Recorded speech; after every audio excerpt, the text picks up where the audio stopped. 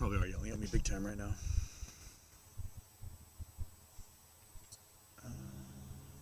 Okay. It's about 60 people. All right. It's going? Looks like it's going. Okay.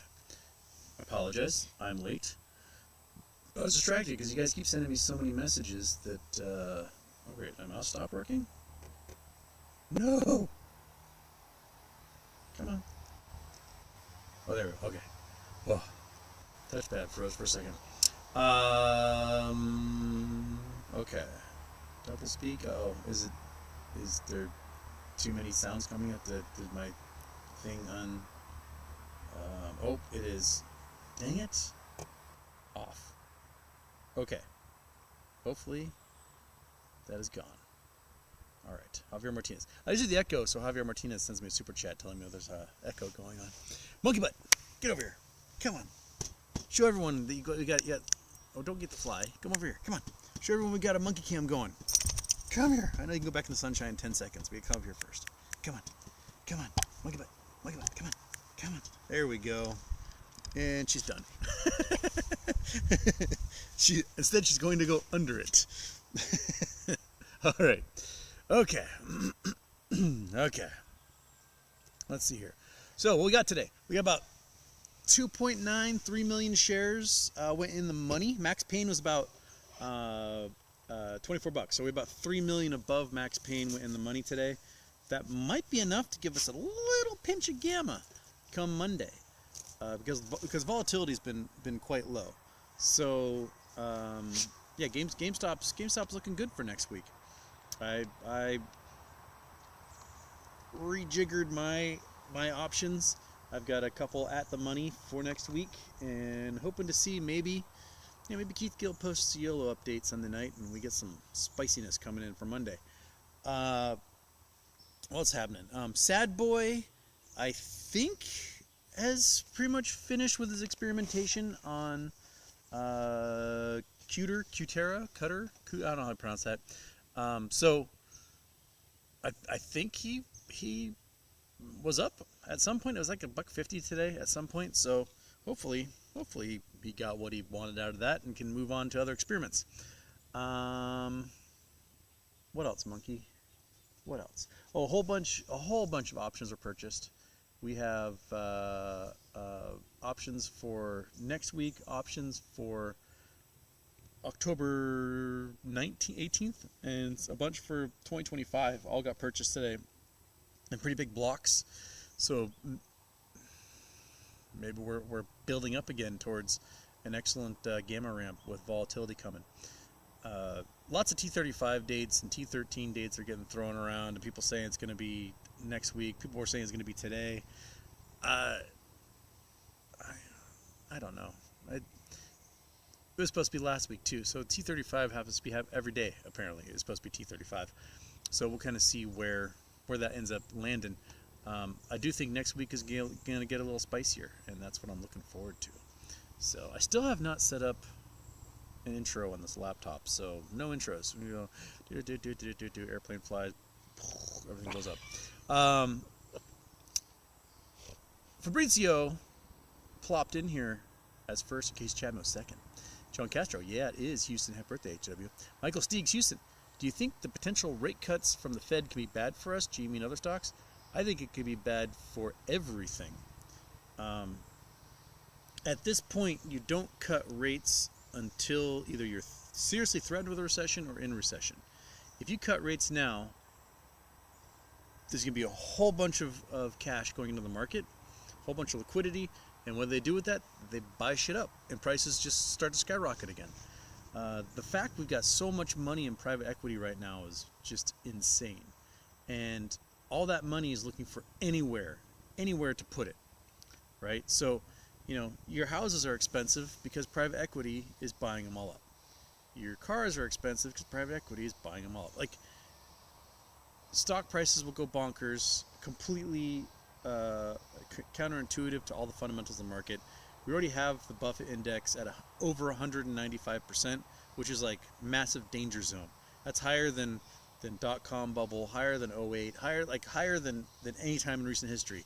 So if you don't know what the Buffett index is, Warren Buffett looks at the GDP of the United States and compares it to the total value of stocks.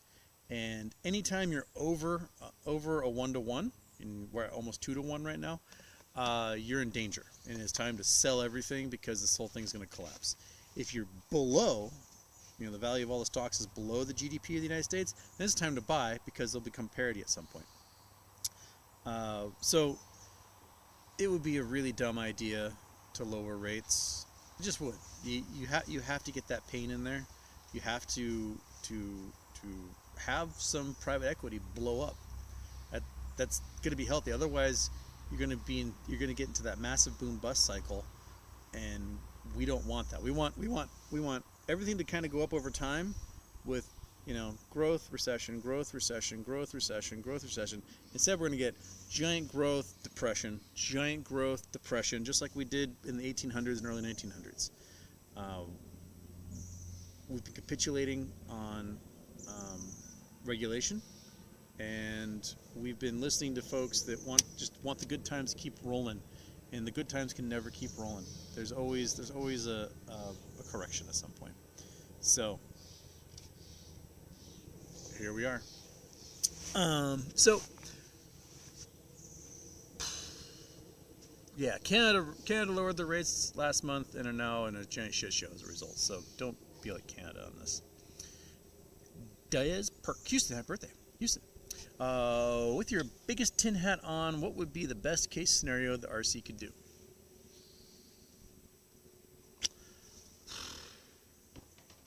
Best case scenario, buy something meaningful. Take a controlling interest in Steam, in Nordstrom's, in Big Lots, and something. Just gather up a whole bunch of little guys or a couple of big dudes. Buy something meaningful, controlling interests. Get your people in control of those companies, and incorporate them into your holding company. Next to that, make a credit bid on the BBBY. Get all that equity back out there again and just hammer the shorts. You can raise so much cash if you bring that private equity back, or that equity back for all your shareholders. So do those things. I'm sure he's got a plan going that's smarter and better than anything I can come up with. But just, do something. Do it. Corporate Walnut, give us some hype. We need it. Well, hype train's running. We're at $26 and change. Nathan McKinney's here. Michael Steegs, Houston. In the Netherlands, we use Celsius. Is there an easier way to mentally calculate by subtracting 30 from Fahrenheit and divide by 2? No. I mean, other than just kind of memorizing where in the scale things lie, I like the Fahrenheit scale because it's scaled to humans. 0 is really cold, 100 is really hot. So if you're inside there, it kind of gives you a great idea of because like in Celsius, 0 is it's kind of cold, and 100 you're dead.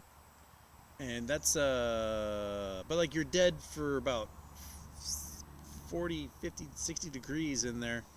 And so it's great for like scientific things. If you're doing scientific stuff and you need to know the boiling temperature of water, it's easier to do 100 and freezing 0. But Fahrenheit is definitely much more calculated towards like the human scale.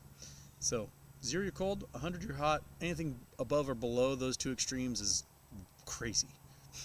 And that's what I like about that scale.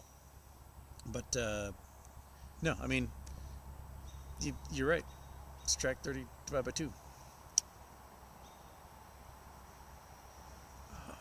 Ford ZZ9, happy birthday, Houston. So the large volume of call options coming in for Chewy and GME got you excited? Hell yeah, man. I'm drinking pink lemonade. Of course I'm excited.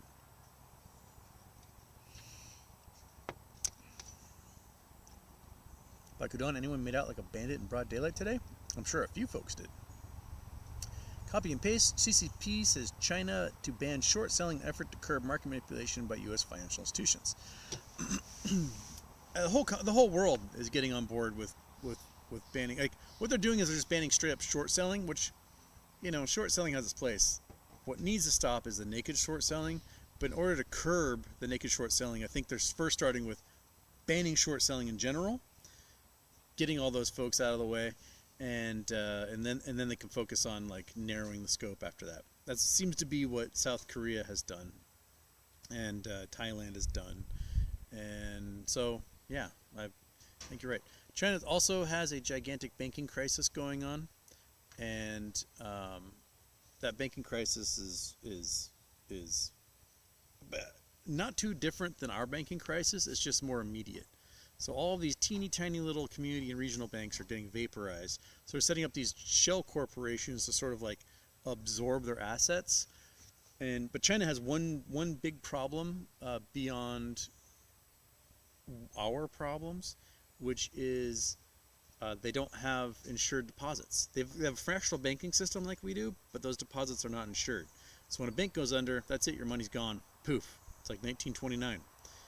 So if China wanted to actually fix their problem, they'd probably come up with some sort of bank insurance so that they wouldn't be just like nuking the savings of all of their citizens at this point.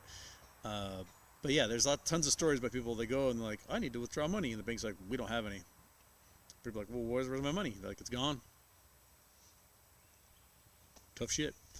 And that does not build confidence in a society, especially in a society that does so much banking and has got everyone on their little Weibo apps trying to pay for stuff, but now it can't pay for anything because your bank account's empty. So, oops. Lindsay, hey man, I've been watching you since the beginning. The gist, love your shows, but are we ever going to get rich?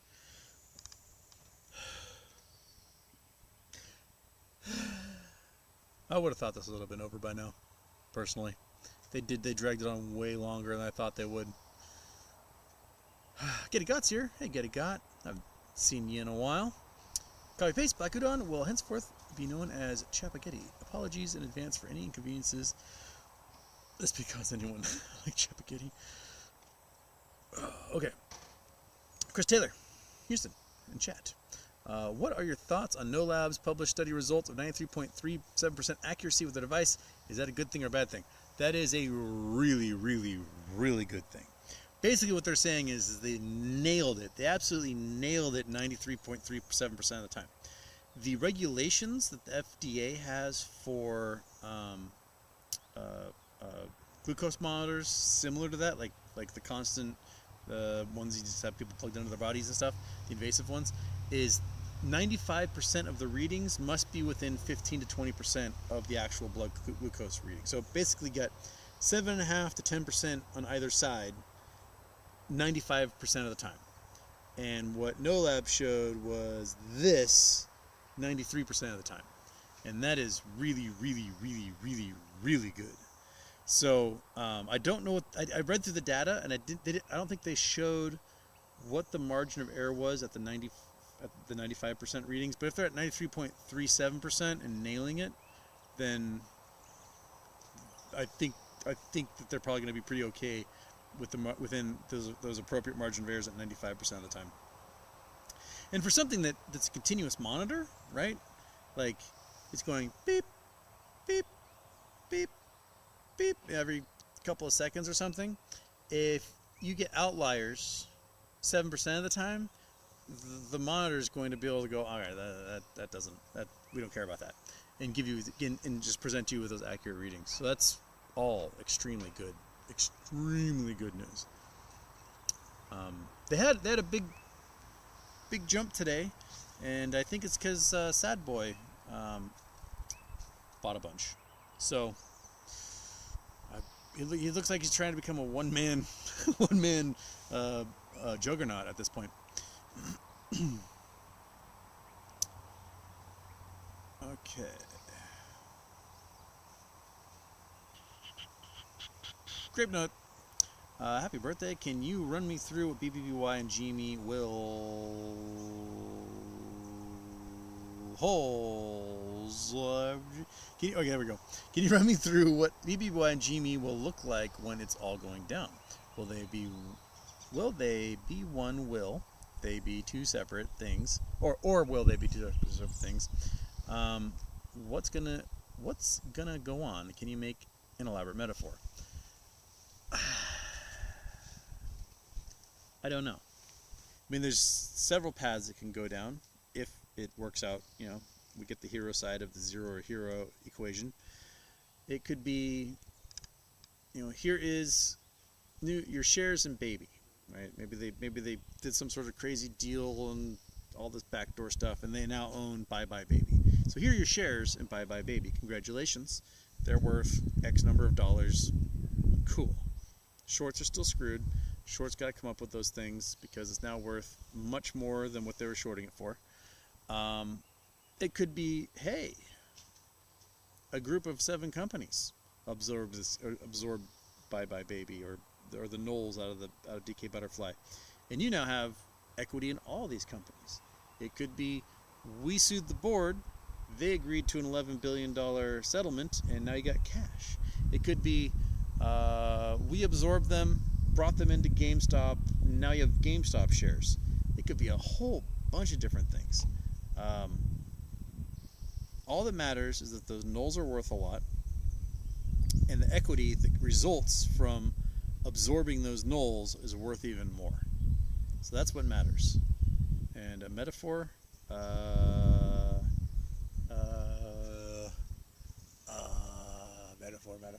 metaphor.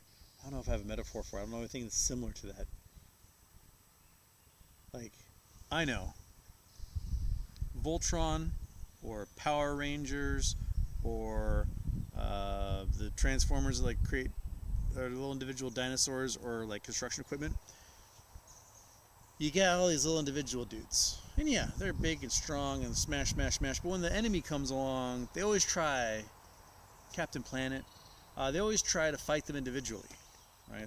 Captain Planet's like, "Oh, I've got my heart," and they like shoot out of the ring, and the enemy's like, "You small child," and they go, "Oh man, individually we're not beating this thing," and then they go Captain Planet, and they put the rings together, and Captain Planet shows up and just beats the shit out of whoever the bad guy is, right?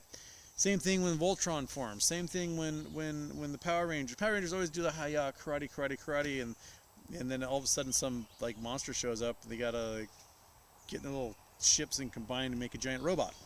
So that, I think, is we got a whole bunch of little teeny tiny guys all fighting the shorts, and they're going to assemble into a giant Megazord robot Voltron Power Ranger thing, and they're going to just beat the shit out of whoever is in their way. So there you go. There's your metaphor. That's the best I can come up with on the spot.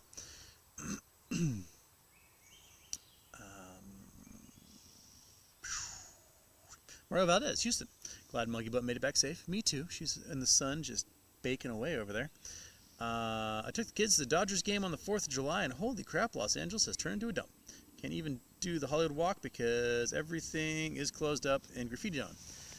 Yeah, I mean, that is what happens when housing is too expensive and no one can get treatment for their psychosis or substance abuse or their PTSD. We have generations of people now in Los Angeles. You go to Skid Row, you can find people who are like 4th and 5th generation homeless. They've grown up they've never lived in a home. Their parents never lived in a home. Their grandparents never lived in a home. They've been living in tents and on the street and in vans for generations now. And you cannot necessarily fix that with just providing someone with a home. You have to essentially retrain their brains to accept a home. And in their heads, they're like, well, why would I want to go to an apartment over there when all my friends are here? These are the people I grew up with. This is my community. And so it's really hard to overcome that, especially when the homelessness becomes entrenched. So, like, I think a large part of what this nation needs to do is focus on not just housing, but treating. And we can't treat people until people are covered with health insurance. And they're not going to be covered with health insurance unless they have a job.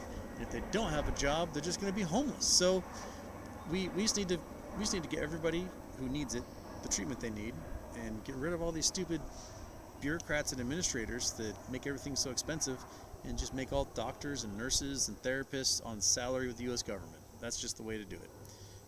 And then fund everyone who wants to go to med school or to get their therapy programs, etc., so that we can have an adequate number of doctors to patient ratio. There are a lot of countries that have more doctors per person than we do, and those doctors are making just as fine a living as they do in the United States. And our society is getting way more geriatric, so we need a lot more folks just take care of those ones. So yeah, it's bad. It's bad all over. It's not just LA. You'll see it in Miami, you'll see it in Houston, you'll see it in Seattle, you'll see it all over the country, because we've failed as a society. That's basically what it comes down to.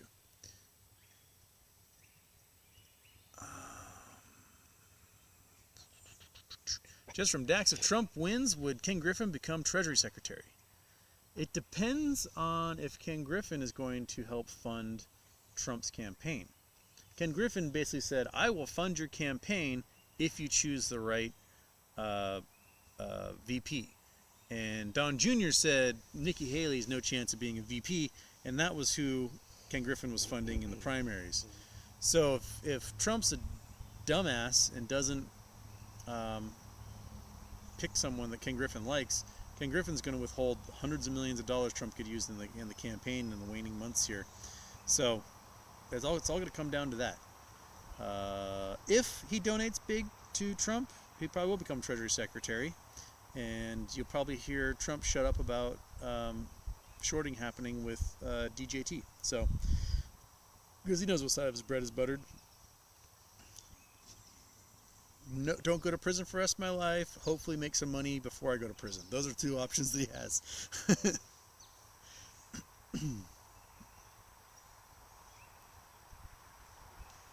Mario Valdez says, in LA, you are either driving a Lambo or living on the streets. There's no middle class.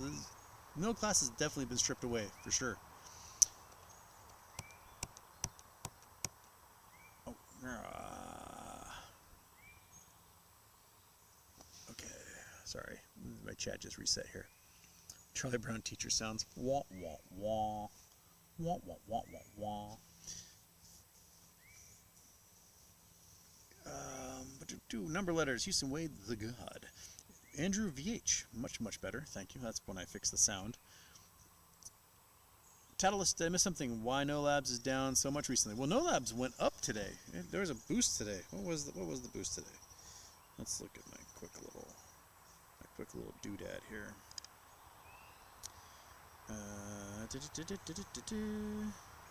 NuLabs, KNW. We had a boom today. It's up 15% overall, 16%. It was up 34% at one point today. And my guess is that might have been SadBoi. I think he purchased a boatload of shares today. So there you go. It's been down as of late because they've done a share offering. So they've been selling shares into the market. They've not announced the finish of that offering, but my guess is they've been selling it slowly because they didn't want to dump it all at once. But once they announce that the share offering is over, you'll probably see it creep back up again regardless. Guts for the long term. Good to see you soaking in the wild outdoors. You too, monkey butt. Much love, y'all. Where's that monkey butt? Where is she? Is she behind the table? Is she wandering? Oh, she's over there. She's behind you. She's in the shade. Why are you so far away? You don't have to be that far away. You're over by the wood scrap pile, which is not the coolest place to be. Monkey butt. Do you want a cherry? Monkey butt loves cherries. We'll get monkey butt. Oh yeah, here she comes running. Yeah. Did you want one of these? These are delicious Maryhill cherries from here in Washington, and they are so fantastic. I eat half. Come on. I'm gonna give her to the dog. She loves them. Take that. Hit. Was that awesome? Was that everything you could have ever wanted? Yeah. You happy, dog? Look at you. You're so happy. One more? Okay. One more. We'll entertain her. These are her treats today. Cherries. Okay, good. There you go. Okay. Maybe I'll go over to cherry trees over here. Yeah, you enjoying it? Look at you. You're so warm. You're so warm. You're such a warm dog. You just sit in the sunshine and just absorb everything. Should turn you into a solar panel. Okay. Matthew Jackson, what do you think of the First Amendment auditors? First Amendment auditors? I don't even know what that means. First Amendment auditor.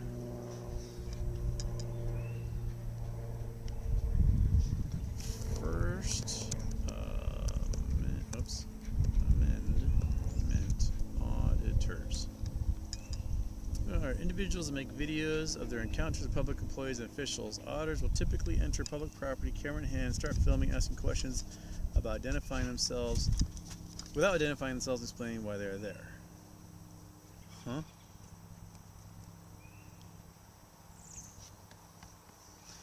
Freedom Forum, First Amendment audits. Right to record video in spaces. Let's just look at the Wikipedia here and see if that... Okay. It's a largely American social movement that usually involves photographing, filming from a public space. It is often categorized by its practitioners, known as auditors, as activism and citizen journalism. That tests constitutional rights, in particular the right to photograph and video record in a public space, a right normally covered by the First Amendment. Auditors have tended to film, photograph government buildings, equipment, and access control points, as well as personnel present. Auditors believe that the movement promotes transparency and open government, while critics have argued that audits are typically confrontational, criticizing some tactics as forms of intimidation and harassment. Many opponents of the tactics and legal understandings of auditors refer to auditors as frauditors. Practice is primarily a U.S. concept, since the First Amendment is part of U.S. law, but has also been seen in other countries, including Australia, United Kingdom, Canada, and Russia. So auditors typically travel to places considered public property, such as sidewalks or public right-of-way, or places open to the public, such as post offices, police stations, public libraries, or other government buildings, and visibly and openly photograph and record buildings and persons in their view. In the case of sidewalk easement audits, the conflict arises when a property owner or manager states in substance that photography of their property is not allowed. Auditors, of course, have no official authority to audit anything, but do have theoretical constitutional rights to record from open public spaces.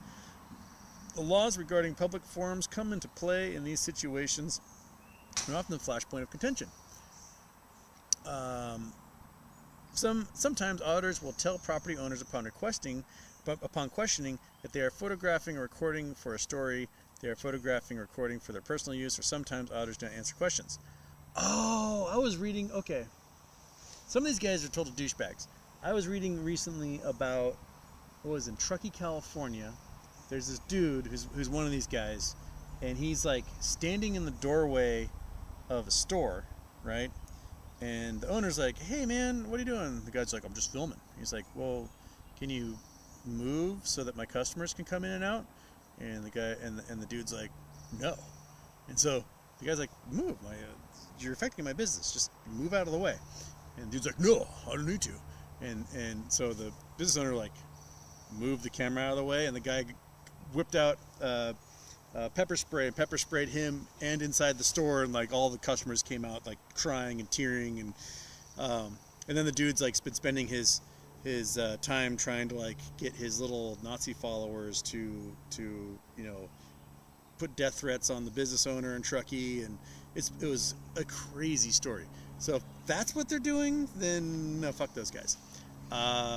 If they're just like, that's a cool federal building, click, and someone comes over, you can't take a picture of that, and that stuff is bullshit. But like if you're purposely trying to like start confrontations with homeowners and business owners just to be a dick, then you're just being a dick. I don't care like what rights you're trying to assert there. There's like a social contract of like, don't be a dick, and it seems like a lot of those guys are going out of the way to just be dicks. Like, do your auditing by, I don't know, filming police interactions, because those need to happen. They did it here at the post office. Yeah, did they do it at the post office? Yeah. Huh. They do interact with the police. Yeah. I mean, I think the police get called, so I end up interacting with him anyway, but... The cops said we can't do anything about him filming. Yeah. It's... I don't know, man. It seems like a crappy hobby. Like, I don't know, take up model trains or something. Like, what a weird activity. And then I heard about, like, after 9/11, people got in trouble doing, like, landscape photography of skylines, because someone would come out and be like, "Oh, you're a terrorist." And it's like, it's just a picture of a cool looking building. Like, what? But 9/11 broke brains. So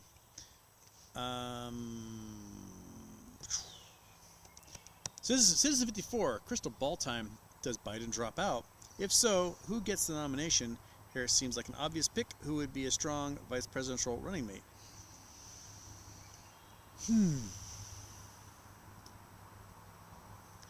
I think if Biden drops out, it will be during the Republican convention to take news away from the Republicans. Because it's always a big, they talk about the convention all week long, but suddenly there's something that takes the news away, it's going to be from that. I think you're looking at Newsom, Whitmer, or Harris. And if it isn't Harris, she's going to be pissed, because she's the one who's supposed to take over if Biden kicks the bucket, right? She does have a very, very militant, very small militant following known as the K-Hive, and they are kind of relentless online. Having like that type of like militant group behind you established already is probably a pretty good thing. Newsom is kind of like a slick politician guy. Whitmer is a much more interesting choice. She seems to be someone who has stood up against like crazy pants people in her own state and accomplished a lot in that process. So I think it's going to be one of those three. I don't think it'll be any outsider beyond those three. And if it's going to happen, it's going to be during the Republican convention. And I think it's going to have to be not just Biden is dropping out, but it's going to have to be Biden is resigning due to health issues or something like that, so that states where he's already officially on the ballot have to remove him. Because if he just goes, "Oh, I'm not running," then he's going to remain on those ballots in those states, and some of those might be swing states. So he's going to have to. It's going to have to be something negotiated in there that he drops out. Harris becomes president as a result of him abdicating, and then she runs as the incumbent at that point forward. I think that's probably, if I were a Dem strategist working on this, that's probably the avenue I'd go for, rather than just like tapping somebody who's outside of Washington D.C. to suddenly take over and run the campaign for the last 3 months of the year. So that's my game theory on that one. Eric, OMG, when did Houston become homeless? When the home became an oven.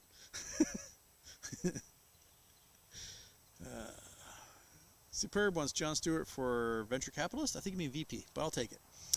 Lisa Saw, greetings Houston. If two places are 50 degrees Celsius but have different humidity, high and low, where would you fare better? Low. You want low humidity. If you have high humidity at 50°C, the wet bulb temperature is through the roof. Like, I remember, was it last year? The temperatures in like Kuwait, right near the Persian Gulf, were like 125 degrees Fahrenheit.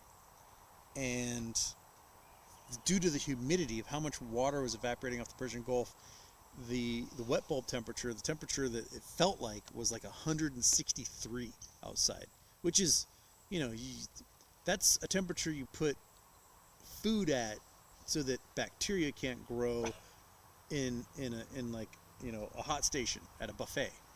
You don't you want the inside of your beef to be that temperature when you cook it.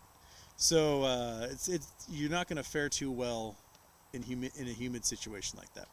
When it's dry outside, you stand a much better job of sweating and having the evaporation cool you off. Whereas if you are in a super humid environment and you're sweating, the water vapor content of the air is so much higher that it's just not going to wick off of you, and you're not going to cool down. You're just going to have that water all of a sudden become 100 something degrees, and it's going to suck. So when you hear folks talk about a wet bulb temperature, that's what they're talking about, is the temperature plus the humidity making it impossible for you to get relief. And that's when people die. The heat wave in 2003 that killed like thousands of Parisians was because of the wet bulb temperature. It never cooled off. They never got relief, and their core temperatures stayed high for too long and just cooked the brains of people, especially old people. So that's kind of, yeah, you want dry. A dry heat is much better than a humid heat. Black Udon next week, so hot. Where are you, Black Udon? Here, I think next week's gonna be perfect for us here. It's like 78 right now. Perfect. 78. The rest of the week is looking like 83, 82, 80, 83, 84, 82. Oh, we're in just this is what you moved to Seattle for right here, is this time of year. The filthiness, new motto, Moas tomorrow, T35 is today. pretty much every day is T35 around here. Why, Tyler? What's the word on BBBY? I'm ready for J-Pow next season. Oh, J-Pow, not J-Pow. J-Pow. Going to Japan for skiing, yes. Word on BBBY? There was a filing, was it yesterday? Concerning Rule 1145, I believe is the number. And that rule is the one that allows bankrupt entities to issue new equity. And that's exactly what we're looking for. We want that rule. We want that rule to be enacted. That's like when Hertz was in bankruptcy. They got permission from the court under a rule, I think it's Rule 1145, to sell shares at, I forget what it was, $13 a share or something, which all of a sudden boosted the share price of these 45-cent shares to $13 a share, and then it just took off from there because the short squeeze was on. So that's what we want. We want them to have the permission to issue new equity, whether it's selling at the open market or sending it back into our accounts. So yeah, it seems like pretty good news to me.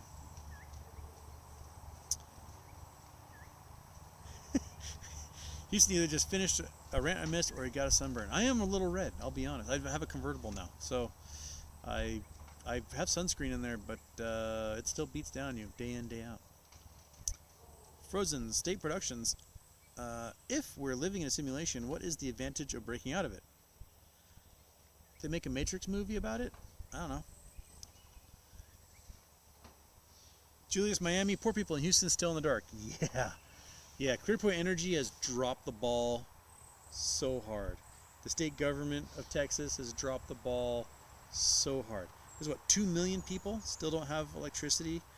And not only that, but the linemen, the people who were brought in from out of state, from North Texas, from North Carolina, from Florida, who've been brought in to fix the lines, are apparently sitting in front of down power lines, watching them arc and spark, and they're not allowed to do anything until they get a work ticket by law. So they just sit there, they call it in, they're like, hey, I'm at a site that needs fixing, give me the work ticket, and then there's like no one at Clearpoint available to give them a work ticket so they can fix that thing that's 5 feet from them.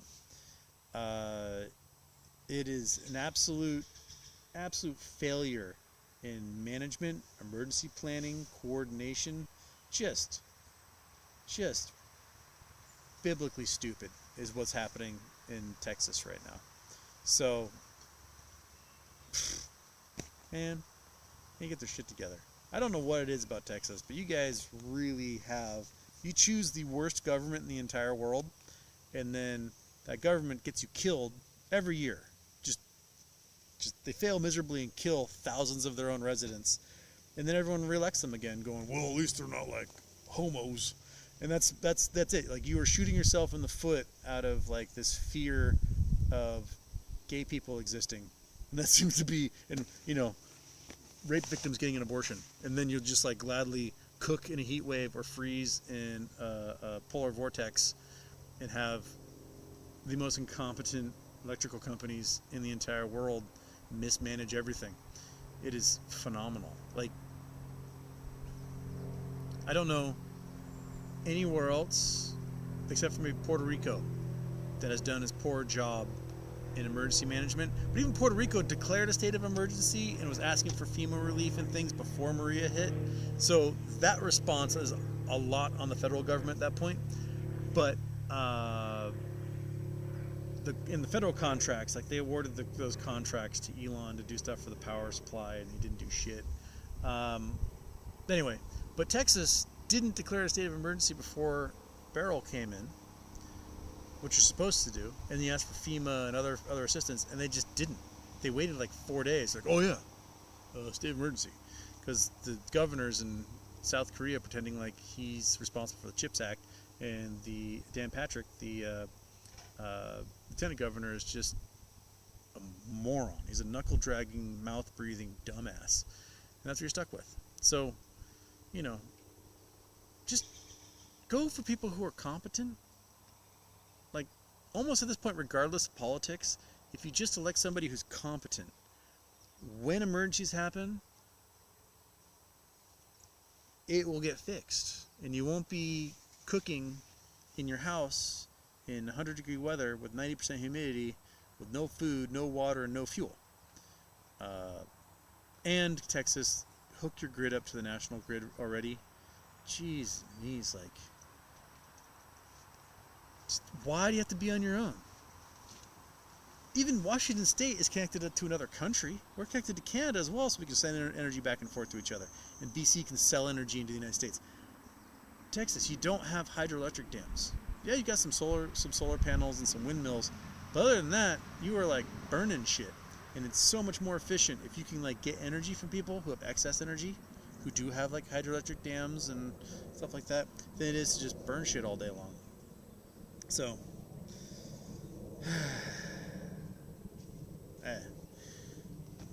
leopards eating faces all day long in Texas.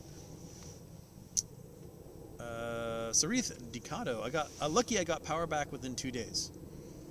You are one of the lucky ones. Scott Houston, hope you're doing well today. That lame bro is named Rance Rance. Oh, yeah, that guy. He did a rap.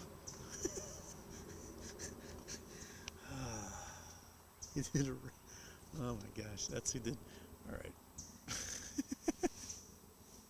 No, I had to block Morantz like 3 years ago. Even before I ever had like interaction with him, I was like, no. All right. Over moistened meatloaf. Hi, Houston. Which organs would you recommend trading for more GME options? The ones that are redundant, or the ones that you can live without. Maybe give up a spleen, appendix, a kidney. And then once your GME gets all crazy, big bang bang, you can buy your kidney back or something. Jape, Houston, have you looked into Kohl's and its connection to BBBY through Macellum Advisors or Macellum Advisors? KSS is an XRT, has a 35% short interest. Also, they are partnered with Sephora, which is owned by LVMH. I have not looked into Kohl's, but I have zero doubt, because all of those brick and mortar retailers have been shorted into oblivion. And just what happened to Bed Bath, they were trying to do to GameStop, what's happened to Big Lots, is probably happening to Kohl's, probably happened to Lamont's and Mervyn's and Frederick and Nelson and Bloomingdale's and what other, probably happened to Macy's right now. Like, they're taking them all down. Mike Kemper, turn volume up a little. Oh, you turn your volume up a little. I don't know if I have. Can I turn my volume up a little? I guess I can. I can turn it up a little. Nope. I think it's up all the way. I think my volume is up as high as it goes, so I'm not going to go any higher. I'm just on the tiny little microphone on this laptop. I don't have the fancy microphone with me. That's in the room, and that's involves way too many cables behind desks and things to move.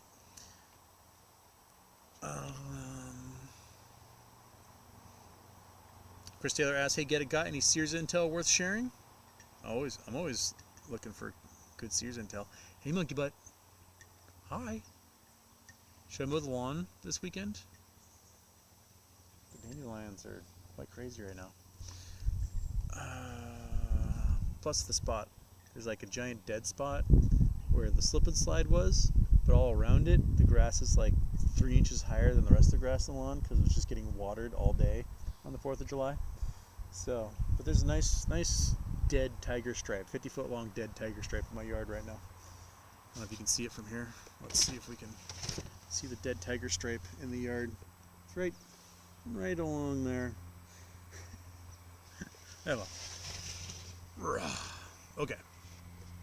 So, what else we got going on? Adam M. How are they so sure GME is going to the moon? What is their proof? Physics.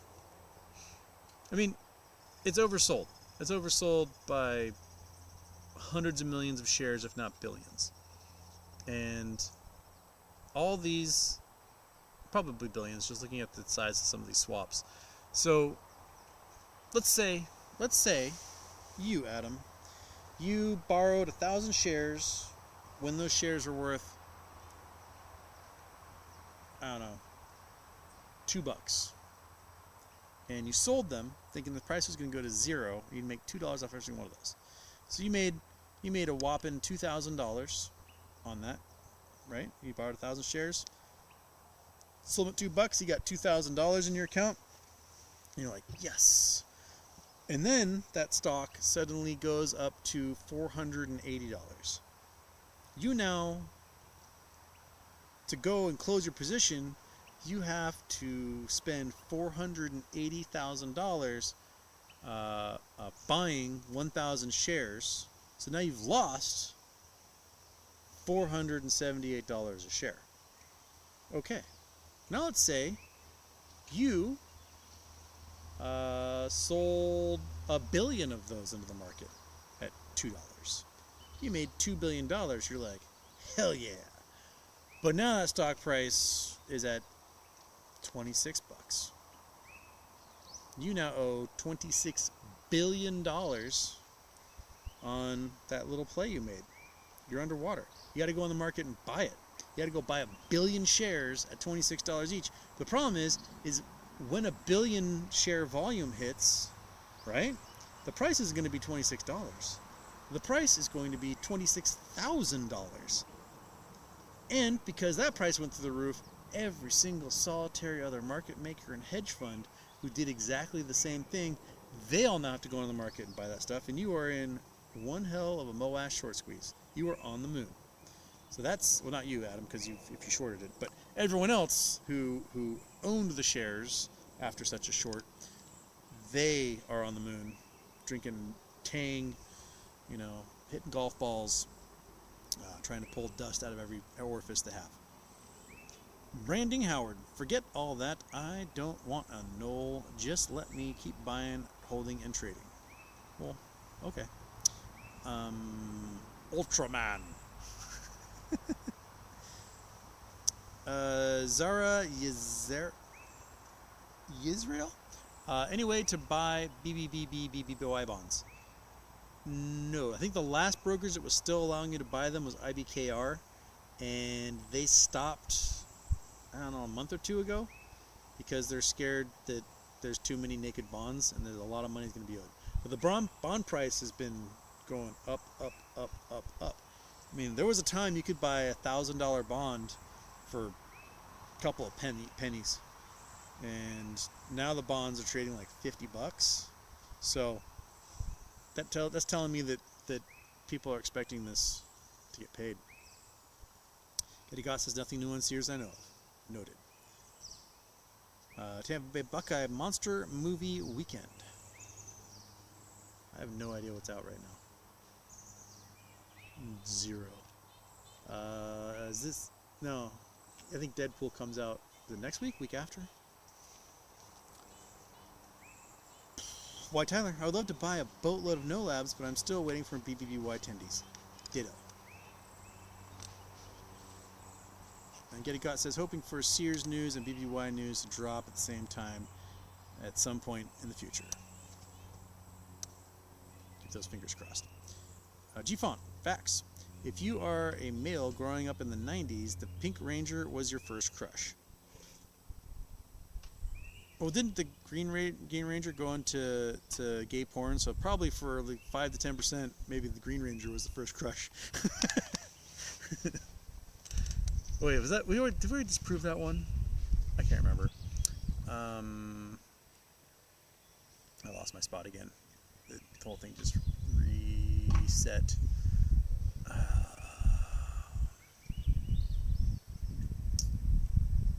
Cheap. Bought my BBY bonds and IBKR. Guess we'll see if they're real or not. Yep.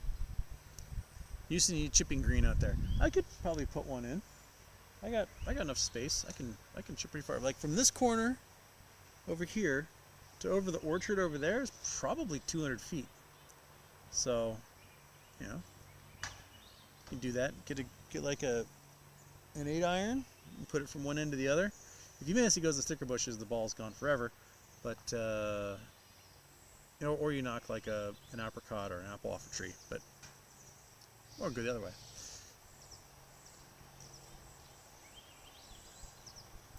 K Crusher 2605 close. Isn't that nice to close above $26?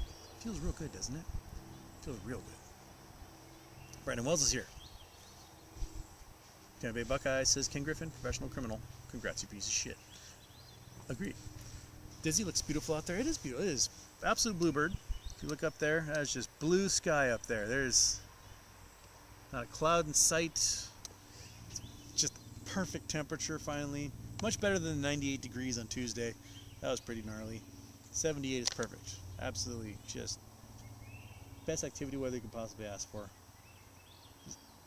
Listening to, those are the Swenson's thrush making the noises out there. Little like swirly sound. It's a good time. Good time. Tampa Bay Buckeye cherries. I know. We got a whole bag of them. They're here. They're delicious. Chris Taylor. Ooh, I can hear that cherry crackle. Sounds nice and firm. Oh, they're so good. Wonder if we can make her come over here again.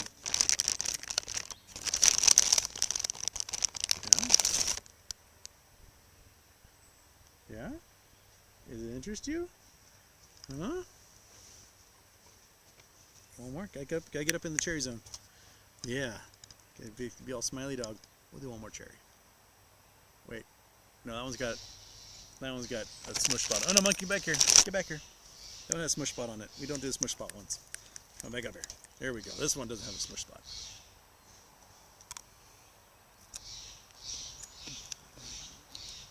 It's a pit felt still in this one. Come on. There we go. You want it? There. She's so gentle. You're so gentle. You don't bite fingers. What a good dog. What a good dog. Who keeps regular because she eats so much fruit. This dog eats plums. Her favorite food in the entire world is like a mandarin or tangerine. Like you whip out an orange, she's like, oh, and just foam starts coming out of her mouth. She blows bubbles. It is, yeah, jungle dogs. Jungle dogs like bugs and fruit. Okay. AK, is that 0? AK Akko? Houston, love the show. How long will it be for the Knolls to provide equity, months or years? I think it depends upon when the Bratia case is done and a credit bid is made on BBBY. I think those are the things we're waiting for. If the case ends tomorrow, then we are much closer to when there's a credit bid and the Knolls get utilized and equity gets redistributed. If the Bratia case for some reason goes on for months more, then it's going to be a lot longer until that stuff happens. So dismiss that case. Get done with it. Damn it, Buckeye, look up Chile de Castro. Chile de Castro. Chile de Castro. Chile de Castro. Judge follows law, sets Chile de Castro free. Was arrested March 2023, accused of obstructing an officer while filming him during a traffic stop. Oh yeah, that's when you film those guys. Film during your traffic stops, always. Shit may happen to you, but your lawyer will get you a pile of cash afterwards. Yeah, YouTuber sentenced, jail for obstruction. Yeah, filming's not obstruction. You're allowed to film cops doing their job. Yeah, so if you do get arrested for doing that, you definitely will be able to fight it. You might spend some time in jail because they hate your guts. Maybe trump up charges on you for anything, but you got it on tape. So you obviously have a record almost immediately showing exactly what did and didn't happen.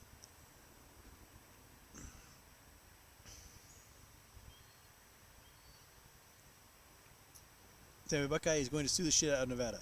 Oh, I bet he will, and I bet he'll get a big chunk of change out of it. Get it got? Who are the Voltron billionaires? That is the question. I mean, some would suggest RC, ICANN, Eddie Lampert,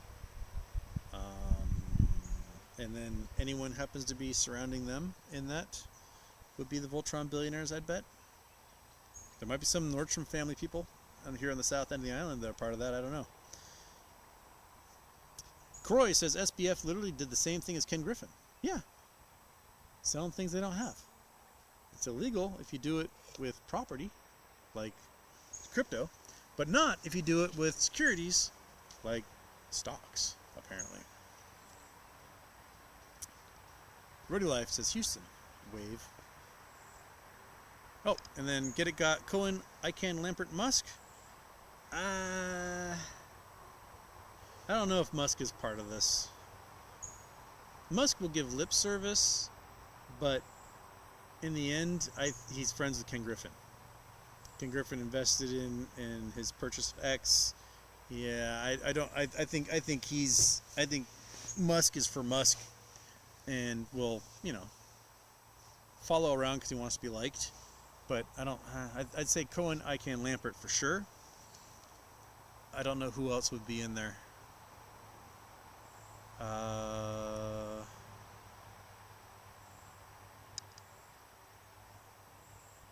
There's lots of probably Voltron millionaires at small cap companies that would gladly join into something, but they're like, you got a top tier billion up here, and you got a whole bunch of little guys down here that are desperately trying to keep their small cap companies afloat, but they're getting absolutely brutalized.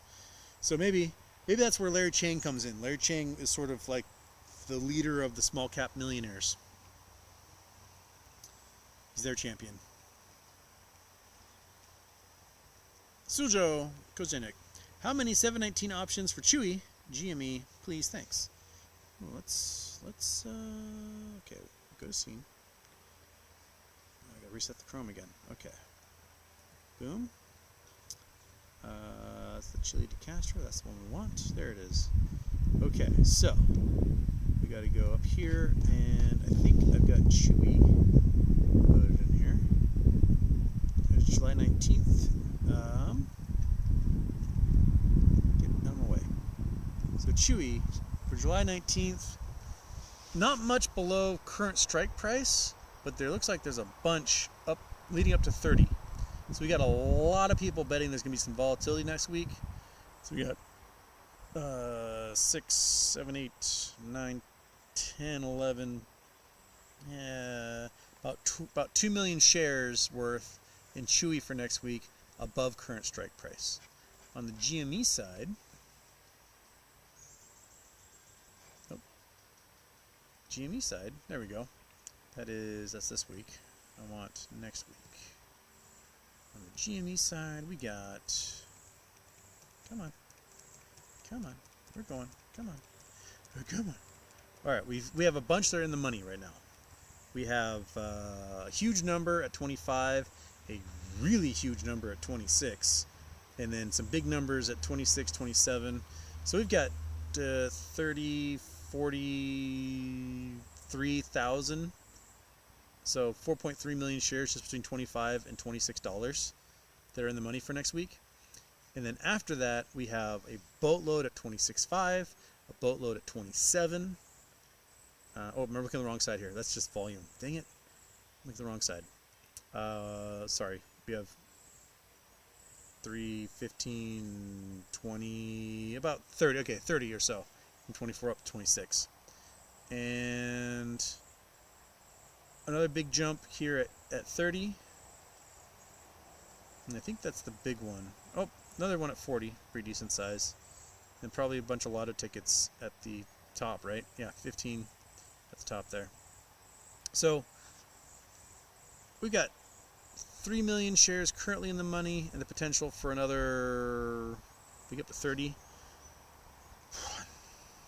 20, 5, 6, 36, about 40,000 currently that can go for next week. So we got some in there. We can, and if things start going bonkers, you'll see a lot of buying. A lot of people dumping into weeklies, trying to see if they can make their nut gambling, and you can see those numbers pump really big.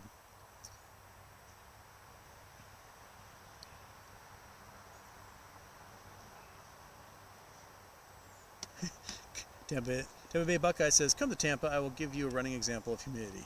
Lol. Just over moistened meatloaf. Houston, would you get a gold-plated bidet if GME hits $98? No. I would not. Coffee Donuts and Homer. I told you about First Amendment auditors of your post office months ago. Oh, maybe you did? You did. You sent that. Yeah, that's right. You sent that article, and people were complaining about it. That's right. I remember that now. All right. I filed that away, and that was weird, and I just never thought about it again until just this moment. You're right. You did send me that article. That was weird. T-Doc 119. Why are the Mariners such a bad road team? Go Phillies. Well, first of all, Mariners can't hit for shit, and that's their existence. They've been smashing the ball against the Angels yesterday. That was pretty good. Cal Raleigh especially is just going absolutely just gonzo. But yeah, the Mariners have a lot of really good pitchers who should all be in double digits in wins right now, who aren't, because there are the batting order is absolute garbage, and they would win probably twice as many games as they have now on the road if they had an actual batting order. But they've got a children's Little League lineup, and that's basically what they're going off of.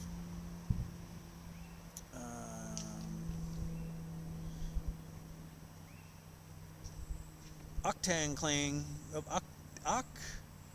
Otang Clan, dang it, entertainment. First TV crush would be Winnie Cooper from the Wonder Years. She has a PhD in mathematics, so she's Dr. Winnie Cooper now, whatever her actual name is. So that's neat.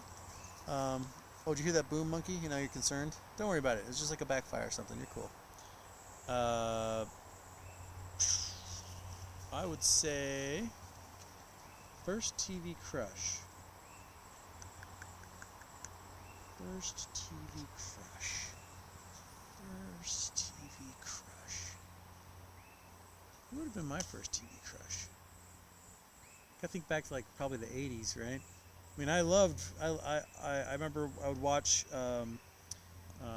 Dolly Parton concerts on TV when I was a little kid, and I was in love with Dolly Parton.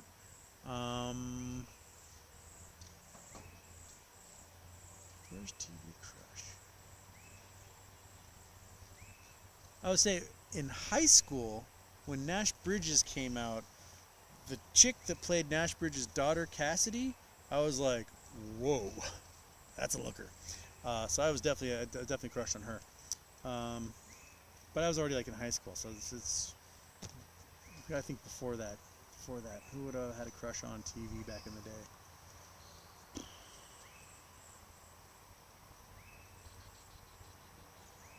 I think of like shows I watched and if there was hot ladies on those shows. I mean, there's always like Baywatch. Everyone lusts after everyone on Baywatch.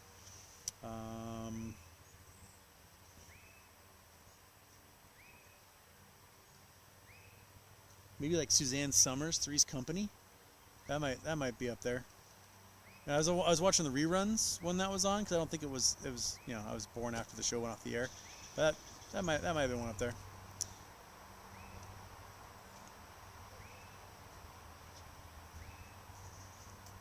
And Otang Clan, was there enough in the money calls this week for Gamma? A smidge. About 3 million went in the money above max pain. So that might result in some buy-in. So especially since we've had really low volume as of late. It might be able to affect some change. Mr. JJ, do Canadian dollars smell of maple syrup? I'm sure some of them do.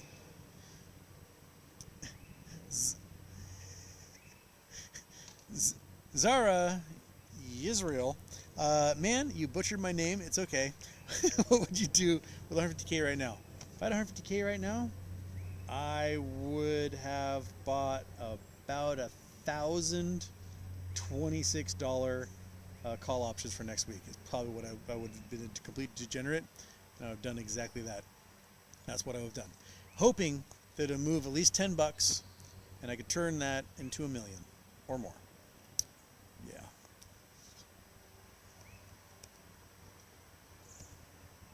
Kirby, I love the mini John Cena camera. This one up here for Monkey Butt.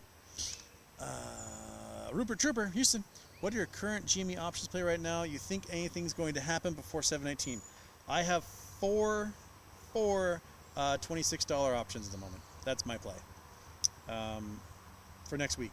So weeklies for next week. I got 4 of those guys, and I'm totally just blind rolling and hoping that there's a YOLO update from Keith Gill Sunday night and that volatility is back on next week. So we'll see if that happens. Well, yeah, I think some things are gonna happen before 719. I think Monday we'll get a little push, and that little push will be nice.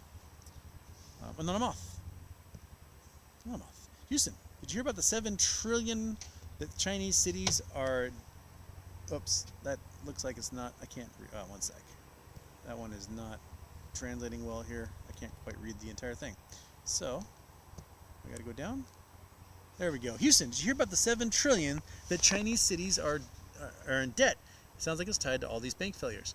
Well, there's a lot of debt in China that will never get paid back. So just like here, you'll hear like, oh, there's a bond levy up for the school. They want to build a new wing, and it's going to cost $20 million. We're going to float a $20 million bond. It's going to be a 30-year bond, blah, blah, blah, blah. It'll add, this amount to your property taxes or whatever. And people go, okay, cool. So what the school does is they go to the market, they sell a bond for $20 million. Investors buy that up, right? And then the school uses that cash, builds their new wing, and then your property taxes, pay it off over 20 years, pay off the interest and then the principal, etc. And boom, done. That's totally legal here. Businesses float bonds, cities float bonds, counties float bonds, states float bonds, and the U.S. government floats bonds. So you have municipal, covering those 3 entities, federal and corporate, right? And in China, the federal government's allowed to float bonds. Corporations are allowed to float bonds.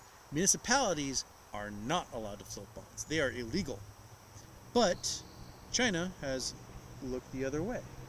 Why? Because these municipalities sell bonds into the market. A whole bunch of foreign investors dump cash into the market to buy them up. And then China builds world-class infrastructure with it. There is about $13 trillion in corporate bonds and municipal bonds currently in China that are likely to default. 13 trillion. So all these municipalities that built new bus centers and trains and civic government buildings, etc., all over China are now just failing miserably. And they're not paying them back. and a lot of those bonds were purchased by banks in China. So a lot of depositors whose money is poofed into existence is because those banks don't have their money. They can't sell those bonds for dick on the market anymore. And so when someone needs to withdraw their money, the bank goes, well, I'd have to sell more bonds, and those bonds aren't worth anything, so we don't have your money. And that's basically what it comes down to. It's going to be a big deal because a lot of those corporate bonds and a lot of those illegal municipal bonds are owned by U.S. banks, Canadian banks, European banks, U.S. institutions, Canadian institutions, European institutions, hedge funds galore, so much. And what's happening is everyone's refusing to write it down and pretending like it's still good, and they're waiting till maturity, which, a lot of that maturity could be 10 years down the road, 20 years down the road, and they're just going to pretend like it's okay and not move it, and then they're going to keep writing in their balance book, I have $30 billion in perfectly good bonds that are worth $30 billion because we're pretending that they're worth $30 billion. And then 10 years from now, when they're completely defaulted and they never pay back the principal, then they'll deal with it, hoping that, some magic happens between now and then.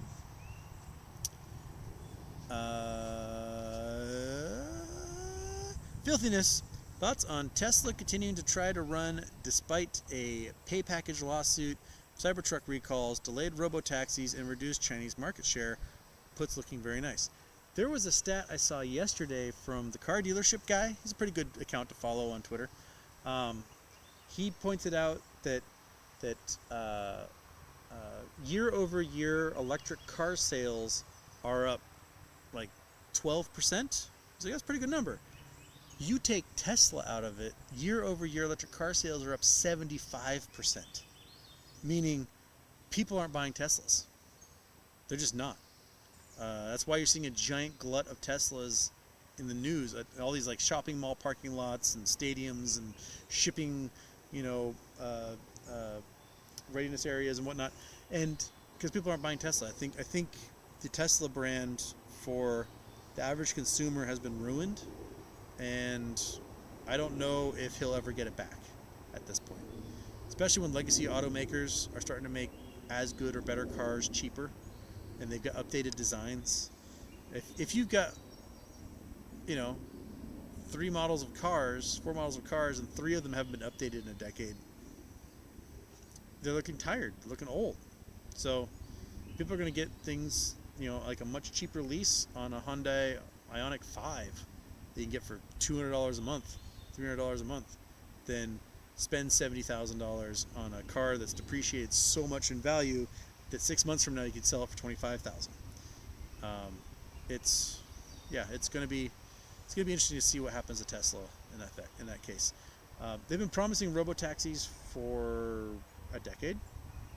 They were supposed to be ready by 2018 because when they introduced full self-driving, Elon Musk was like, hey, you're going to be able to rent your car out as a taxi. You'll make money off of it. So if you buy this car now, by 2018, your car will be a robo-taxi driving while you're at work. You'll be picking people up and dropping them off all over the place, and it'll be great. And then full self-driving sucks. A scam was revealed today that Tesla engineers, when influencers would point out like, hey, this full self-driving failed miserably, fix this, that they would focus specifically on the routes those influencers took and not on the general improvement of the full self-driving system, so that when you get influencers saying, well, the full self-driving version 12.2 is the best thing ever, it's best thing ever for their commute, but they did not improve the reliability at all for anyone else outside of that influence sphere. So there's going to be some comeuppance coming, and my guess is that robotaxi is not going to be ready at all. It just isn't. I mean, there's 3 other companies that got robo-taxis driving people around right now, and they've been doing it for a lot longer than Tesla's even attempted. And it's coming.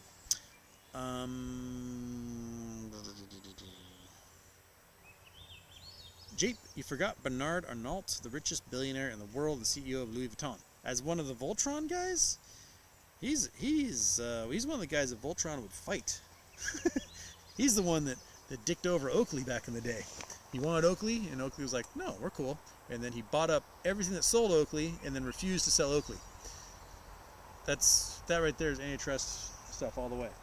But he bought Oakley because he liked my brother so much. And when he left, when Gardner left Oakley, they fired the CEO of the actual CEO, because Arnault is the chairman. He's no longer CEO, I think. But they fired the CEO then, and for letting Gardner go, and that was like $10 billion in value was lost that day. Look at that. Colin's here. Antonio Baez is here. Dr. Spurgeon, the Sturgeon Surgeon. I'm posting just because it makes Houston happy to save my username. It does, it's true. Dr. Spurgeon, the Sturgeon Surgeon. Mr. JJ says happy birthday. Dr. Surgeon, Spurgeon Surgeon. Alright, Turkish, where's the money, Lebowski? Where's it, goddammit? Scott, Katie Holmes is a big crush for Scott. He likes them tall girls, I guess. Scott, Daisy Duke. That was probably many people. Farrah Fawcett, probably back then too. Tampa Bay Buckeye. Ironically, to date this year, Houston Astros have the best average at 269. They've got a pretty good lineup in Houston. They've had pretty terrible pitching though, so yeah, that's what you got to deal with. Text message, not important. Okay. MS says about to fly. Goodbye, beautiful beach. Hello, Houston Stream. Welcome. Welcome aboard. I've got 10 minutes left, and then I gotta run away.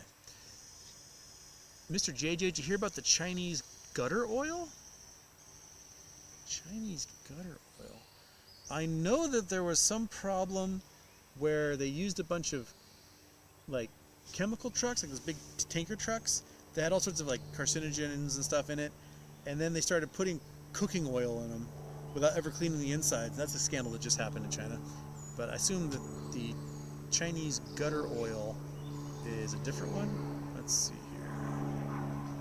Chinese gutter oil. Gutter oil, trench oil, sewer oil, tainted oil are Chinese slang terms primarily used in China and Taiwan to refer to recycled oil. So it's like stuff from food waste.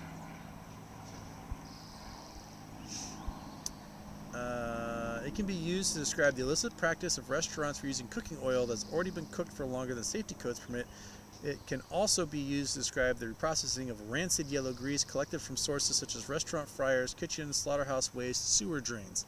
The usage of gutter oil is highly frowned upon and often leads to prosecution. For example, selling gutter oil in China can result in a lengthy prison sentence or the death sentence with reprieve. For example, 2014 businessman Zhu Xianfeng was sentenced to the latter for selling gutter oil. That same year, major gutter oil scandal was uncovered in Taiwan. 2015, Yawen Singh, who was the chairman of Taiwanese food company, was sentenced to 22 years imprisonment and fined the equivalent of $1.6 million for selling 243 tons of gutter oil. Ew. I read a few years ago about in Thailand, they had a rule you're only allowed to do 10 cycles with fry oil if you didn't have like a filter.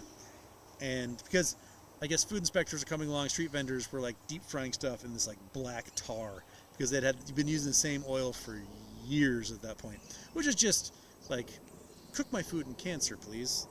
Thank you very much. Yeah, gross. I had this roommate, absolutely love her. She was wonderful. We referred to her as not so smart Jenny though. She was the sharpest tool I said. She's a sweetheart, but just sometimes, man, she'd do things and you're like, what are you doing? And I was away for the summer. I came back and Jenny had bought a little deep fryer for the kitchen counter, and she loved to take like frozen burritos and chimichangas, deep fry those suckers, and then nom nom nom nom nom nom, right? So she would eat these things day in, day out, like 4 or 5 times a day. And she went from a rather svelte, athletic person, and she gained about 75 pounds in probably 3 months. And just terrible acne, just absolutely just becoming this monster. And one day she asked one of my other roommates, she was like about to fry up some burrito, and she was like, hey, would you like a burrito? And he's like, he looked at the deep fryer, and there's just this opaque black goo, like a La Brea tar pit. And he was like, when is the last time you changed that oil? And she was like, changed that oil? So she bought the deep fryer, had been using it 5 to 10 times a day for like 6 months and never changed the oil. Yeah, so once that was pointed out to her that she was basically just giving herself cancer, she threw that thing away, immediately lost 75 pounds, and acne went away, and life was good again. So sometimes you have to learn lessons the hard way, I guess. Jiga Shukla, for the AC fund, let's go back to the room. Do you not like the great outdoors? You like seeing the piles of books behind me? I mean, I like being outside, listening to the birds, drinking my pink lemonade. But thank you. Change gutter oil. Gross. Davey Buckeye, love the new Clint Eastwood Shays Lounge Chair. Invite new guests and content transparency issues. And current transparency issues. Yeah, we could, I call Peruvian Bull up. He lives over in Kenmore. Bring him over here. Oh, come on, stupid mouse. You can do this. Come on. Arrgh. Sorry, the chat is not rolling. Why aren't you rolling, man? Okay. Keegan Murphy, another Yardstream? Moas confirmed. That's sure. Thomas Dubois, Houston. Sure is a beautiful day in the Pacific Northwest. That's a nice big cedar you got in the background. Much love, man. Oh, this cedar is very tall. Very tall. Look at that. Look at that guy. It goes way up there. It's a second growth cedar, because the giant red cedars that were here were... there's some stumps back there that probably would take a dozen people, 20 people to hold hands around. So in 2018, this cedar was part of the World Cup of tree climbing. So there's arborists all over the world that they have their own competitions. There's an actual World Cup with a tour date, and for a long time, for about a decade, the tour date would come to Bainbridge and could use a different piece of property. In 2018, they came here. They used this guy. They used this big leaf maple here, and then they had Douglas fir further back for the speed climbing. What else do they have? There's a line you had to traverse and the goalie down here. So it was pretty cool. For this one, they had to do... There's an old style where you have like this hitch and you get into it and you have to like use your hands and climb up, and it's kind of slow, and you get up to the big branches up here, and they had a setup. You had to like go ring a bell on like 3 different branches, and then you took a piece of garbage, like a rock, and you threw it into this pit of like clay pots, and you tried to hit one for extra points. It was a very weird system. This maple tree over here, they did the I don't know what they're called. There's like a monkey fist knot, and you had to like on the end of a rope, and you'd swing it, and you try to get over a branch, and there's a specific branch needed, and it goes over, and it comes down, and you like pull your line up to get yourself ready to climb the tree. And then they had an old system which involves it's like this beanbag thing on a thin twine, and you sort of rock it and sling it, and it goes up maybe, I don't know, 100 feet or so. And then they had one that's a slingshot to the very top branch. And so you had to do all 3 of those. You had like 5 minutes to get over the 3 different designated branches at different heights. And then there's a giant, huge big leaf maple back here the monkey butt loves to climb on.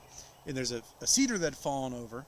And then there's it's a nurse log, and then this gigantic, probably 8 to 10 foot wide big leaf maple grew on top of it.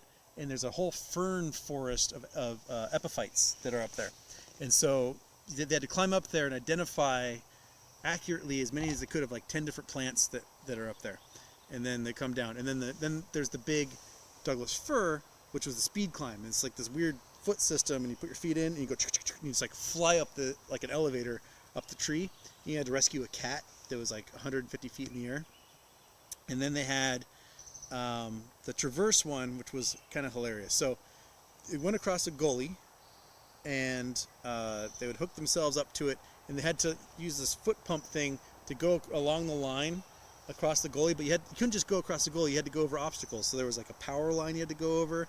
There was a little bush you had to reach down and ring a bell, and it looked like the most exhausting thing I'd ever seen, because you had one leg that would pump and control your speed going across, and the people would be so exhausted. And then monkey butt in the middle of competition, like these people are sucking wind, right? It was some poor woman was on this thing, and it took the men, like the fastest, strongest men could do it in like 3 minutes, and the women were about 5 minutes. So imagine your heart rate at 200 beats a minute. You are just absolutely struggling to do this weird foot pump thing to like get across this traverse, and monkey butt comes along right underneath you and takes the most foul diarrhea you could ever imagine in your entire life. And as you're sucking wind, breathing hard, and your heart beats at 200 beats a minute, you're like, oh! That's what that dog did to that poor lady, and absolutely just murdered her time. Monkey had made an enemy that day. But yeah, it was fun. It was really, really cool, like seeing a bunch of just freakishly buff, free professionals take over the yard for a day and do some really fun competitions. So yeah, that tree was in it.